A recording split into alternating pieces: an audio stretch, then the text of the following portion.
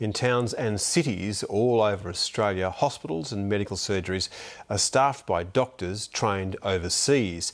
The influx has helped make up a shortfall here, but what's the effect on their home countries? The headhunting of foreign doctors has left some impoverished nations desperately short of medical personnel, and Australia stands accused of having blood on its hands.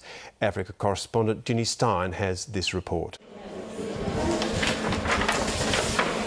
At Halakspan Hospital, Dr Bushibella is doing his rounds. So there's a possibility that it could be TB, you see this?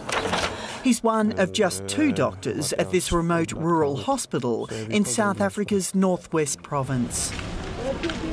Built by Christian missionaries, it may look a little run down, but it's not the facility that's lacking, it's a dangerous shortage of medical personnel. There should be 11 doctors here, not 2. It shouldn't be a big problem. I came here in December to try and assist because they were faced with a situation where they only had 2 doctors and they were responsible for about 167 beds, if I'm not wrong, and maternity and theatre plus outpatient department, so it was quite difficult for them. Across Africa, the continent is bleeding doctors. Faster than it can train them, they are heading overseas, recruited to work in developed countries. There are some African countries where there are only 60 or 70 registered medical practitioners in the whole country, and more than half of them are working overseas. In Australia, there has been little debate about the ethics of Western wealthy countries recruiting medical personnel from overseas. I think Australia takes an amoral position and decides it just wants to fix its own problems and just doesn't think about what the consequences are elsewhere. Or if it does, the policy makers don't show any evidence of giving it much thought. But in developing countries where medical staffing levels are dangerously lacking, there is outrage. The morality of it is what I find questionable, because if you look at life expectancy in Australia, it should be very high, obviously. Ours is very low. If Australia or whatever country takes our people, what they contribute to is a negative, meaning more of our people will die from quite preventable diseases, because our people are really being killed by preventable diseases, quite a number of them. No one is arguing about the rights of doctors to decide where to work, but there's anger at the recruitment tactics of Australian medical employment agencies. Direct marketing leaflets, glossy brochures that come in the post. I get emails, I get phone calls of people sort of trying to recruit. But you see how that can be misconstrued. Professor Ian Cooper is the head of the Rural Health Department at one of South Africa's largest universities. Person teaching my students, even if, yeah, I mean, sometimes one is flattered when one's headhunted. Obviously, it feels good. But I get annoyed because I know. I work in Northwest Province. Northwest Province has the lowest doctor to population ratio in the country, and to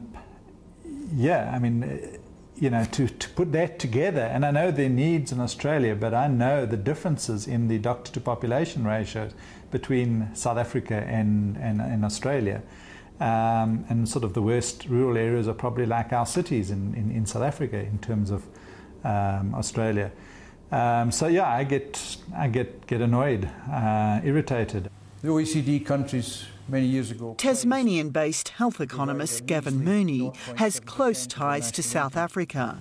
Something really is going desperately wrong. Considered one of the founding fathers of health economics, he's a visiting fellow at universities in both Australia and South Africa. The fact that a rich country like Australia is at the moment dependent on taking, poaching, stealing, whatever word you want to use, doctors from Sub-Saharan Africa, from South Africa, I think is unethical, it's immoral, and it can be addressed.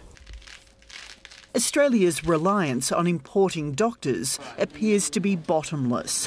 1 in 4 are now overseas trained. If these doctors were coming from other developed countries, in a sense that wouldn't be so bad, but a lot of these doctors are actually coming from developing countries, from the Indian subcontinent, from Sub-Saharan Africa, and the particular concern that I have because of my links to South Africa, a lot of these are coming from South Africa. I mean, when we go to Perth hospitals, for example, one feels in fact that one might be better at times speaking Afrikaans than speaking English, the number of South African doctors and nurses that there are in the hospitals there.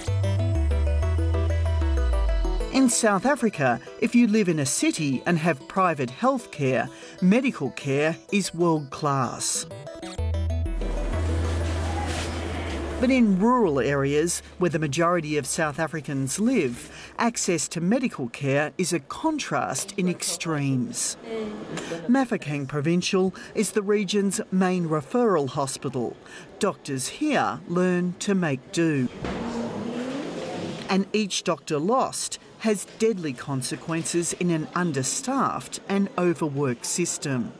It contributes to bad health outcomes, clearly. Let me give an example.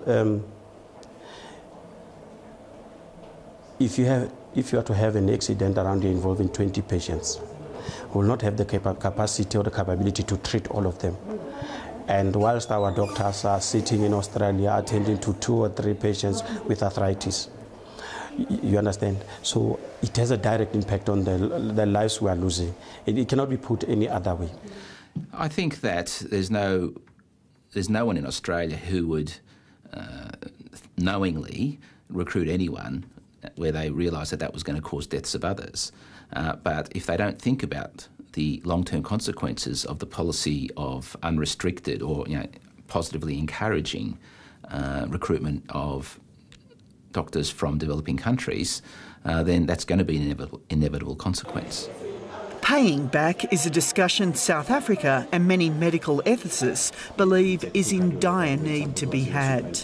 You see, the state spends money, about $500,000 to subsidize you through schooling, and then somebody takes you. It's a loss. It's a loss on investment. So basically, we are just being robbed, and we get nothing in return. Professor Gavin Mooney says there are many ways aside from direct compensation for Australia to pay back for what it's taking for free. We also, in a sense, need, I think, to look at our workforce planning in healthcare and recognise that the idea that a rich country like Australia can continue to, in a sense, bolster its workforce by stealing from developing countries is not on. And instead of importing doctors and nurses, we could export them. Wouldn't this be such a good example, humanitarian example for the rest of the world? I think Australia does have an obligation to make up for what is in effect an unplanned $700 to $800 million a year gift from developing countries to ours via the value of the medical workforce, which is now working in our country, not in the country that paid to train them. Ginny Stein reporting.